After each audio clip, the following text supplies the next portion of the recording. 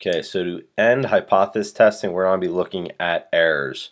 Um, these hypothesis tests are exactly that. They're a test, and you guys been taking tests for pretty much your whole school career, and you know you can get things wrong, and that's what we're going to look at is what happens when you take these tests, you do these tests, but then you make an error, you make a mistake, and what are the consequences of those? So what would happen in real life if we would run these tests, but we get the answer wrong? And these tests are run to make decisions based if things are increasing, decreasing, or changing.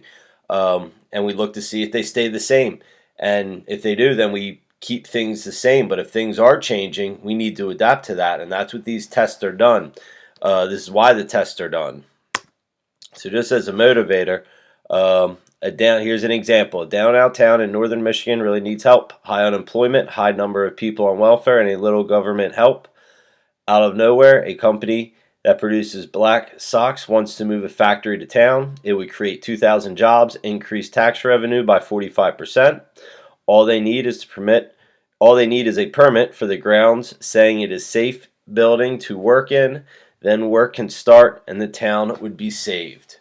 So here's our situation. If this town gets this factory, a lot of jobs will come, money will come in for taxes, and the town will start to improve. If they can't get this factory built, then none of those jobs come, none of the money comes in, and the town continues to kind of be on a downward slide. So let's look at these situations. What would happen if the grounds and buildings was completely safe, but the inspector made an error? So he's running a test, he's seeing what happens, and he's saying that the inspector is saying that whatever he says is wrong. He's making an error. So what would happen if the grounds and buildings was completely safe, but the inspector made an error? The inspector runs the tests, messes up his rounding, and the work shows that the factory is not safe. So this inspector is pretty much making a decision if the factory comes or not. Now he's telling people the ground is not safe. You can't put a factory in there. Okay, so think about what would happen if the inspector says factory can't be built. The factory should be open, but is not. Jobs do not come to the town, tax revenue stays low, and the town continues to be a slum. So basically, he's telling people the ground is not safe, even though it actually is. It's a mistake. It is an error. Let's look at it the other way.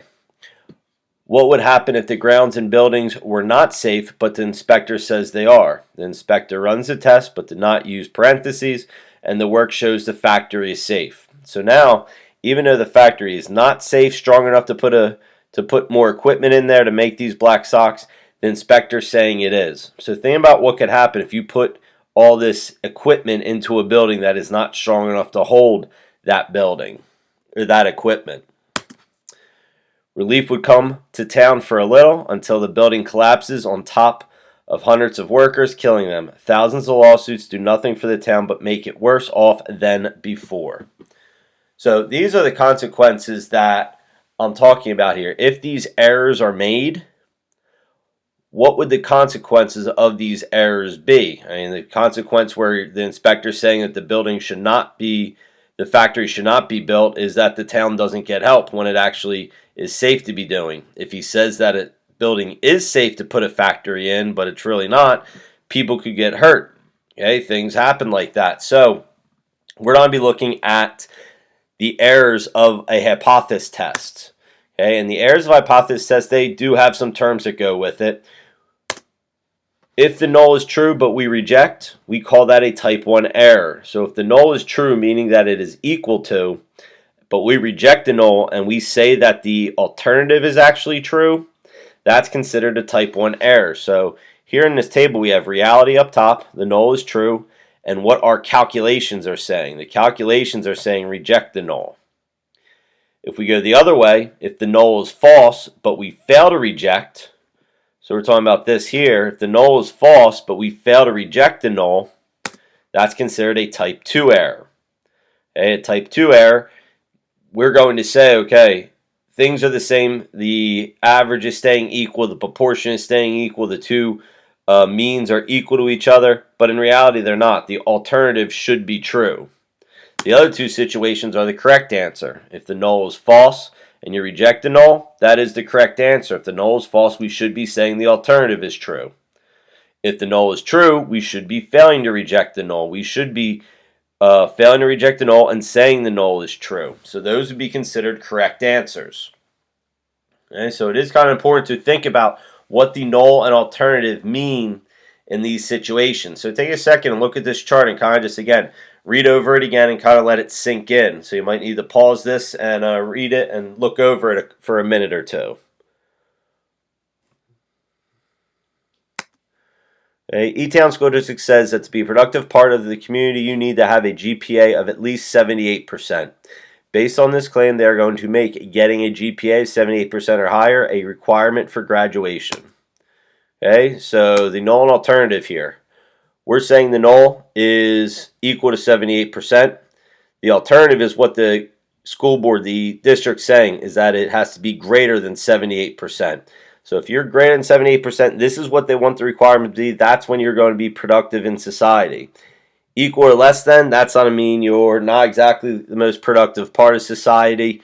And they're kind of saying you're a burden on people. So they're saying you have to get that 78% to be a productive part of society. Okay, so looking at this, write a statement explaining the outcome of a type 1 error. Okay, so think back to what a type 1 error is. Okay, type 1 error is the null is true, but we reject. Okay, it is found that you really don't need a 78% or higher to be productive, but the school still thinks you do. So they do not let people graduate and people stay in school forever. Okay, so think about that. Okay, they're saying that we're rejecting the null and saying that it is have to have a 78% or higher, but that's what's wrong. Okay, that's an error. You don't need a 78%. So making people get a 78% to graduate is not helping anyone, and it's just keeping people in school much longer than they actually have to. A type 2 error. Okay, a type 2 error is the other way around. So a type 2 error is we're not fail to reject and say you don't need a 78% to be a productive part of society. Okay, but you actually do. Well, in this case, you really do need a 78% or higher to be a productive part, but the test says they don't. The school lets everyone graduate, and people are going into the real world unprepared and with no skills to help society grow. The world starts its downward spiral. Okay, so it is important, type 1, type 2 error. You really think about that chart and which statement, the null or the alternate, is true, but which statement are you saying is true? Okay, so you have to remember these are mistakes, these are errors. Okay, let's look at one more example. Head-on Airbag Company claims the new airbags are at least 45% better. Downside is that they cost much more. Okay, so here's our null. They're saying that they're 45% better. Okay, which the null then is just either equal to, and you have to think the null is actually opposite of what the alternative is. So that means it's equal to 45, or it could be less than 45. Okay, so a type 1 error.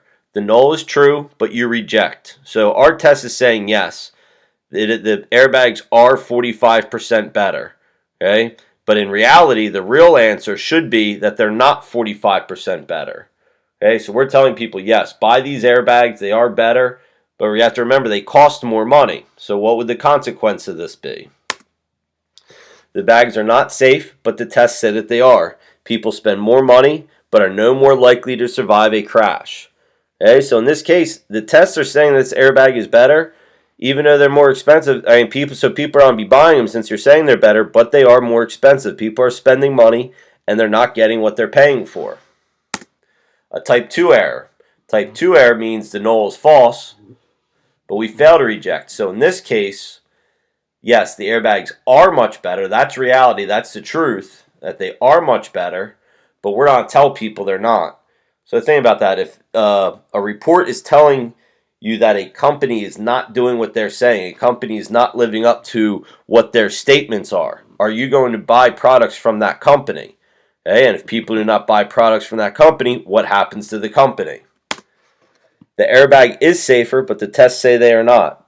No one buys the new airbags, and the company goes out of business, and people become unemployed. Okay, so these are just a couple examples of type 1, type 2 errors. Okay, I did want you guys to see it once, so complete the assignment, and you should be good.